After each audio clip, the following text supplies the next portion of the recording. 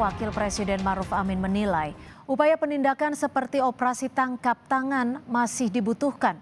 Pernyataan ini muncul setelah Menko Maritim dan Investasi Luhut Binsar Panjaitan mempersoalkan OTT KPK. Wakil Presiden Maruf Amin menyebutkan OTT masih diperlukan untuk menindak kejahatan korupsi. Maruf menambahkan trisula pemberantasan korupsi yaitu pendidikan, pencegahan, dan penindakan merupakan pendekatan pemberantasan korupsi yang dilakukan seluruh dunia termasuk KPK.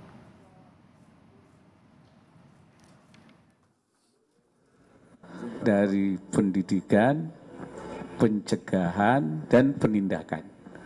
Ini sangat berkorelasi.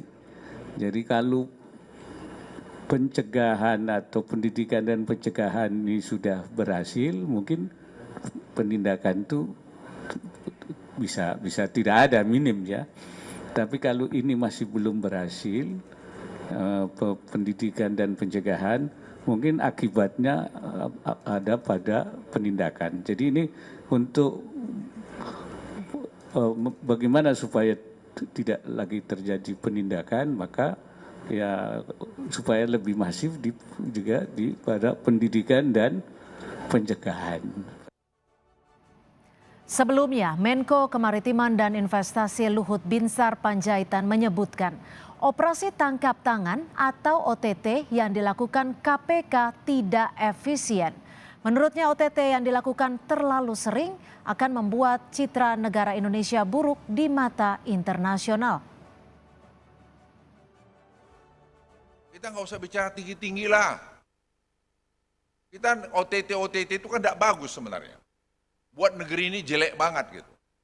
Tapi kalau kita digitalize, siapa yang mau lawan kita? Jadi KPK pun jangan pula sedikit-sedikit tangkap itu jauh juga ya.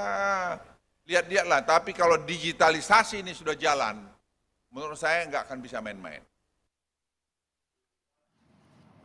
Terkait pernyataan Menko Marves, KPK memastikan tidak hanya melakukan OTT.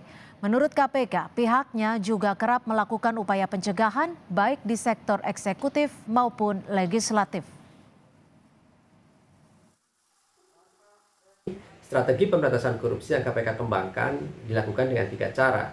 Yang pertama pendidikan anti korupsi, yang kedua pencegahan, dan yang ketiga penindakan.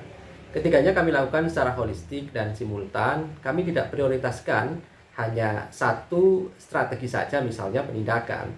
Karena setiap kegiatan tangkap tangan yang KPK lakukan, pasti kami lakukan upaya-upaya pencegahan dan juga pendidikan anti korupsi. Dengan harapan ke depan tidak terulang dan terjadi korupsi sebagaimana yang dilakukan oleh para pelaku korupsi yang ditangkap oleh KPK melalui tindakan tangkap tangan.